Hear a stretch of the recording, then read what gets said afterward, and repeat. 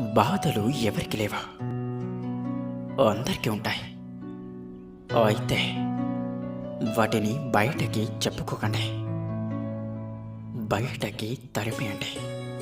నలుగురికి చెప్పుకొని నవ్వుల పాలు కావడం మానేసి నవ్వుతూ వాటిని సాగనింపేయండి.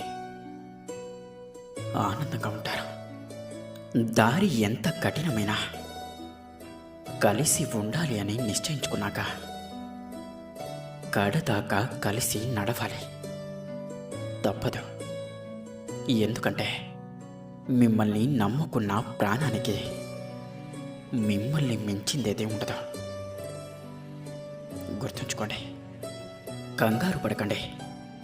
కలిసి రాని కాలంతో కలిసి ప్రయాణం చేయడంతోనే మీ కథ మొదలయ్యేది. నమ్మకాన్ని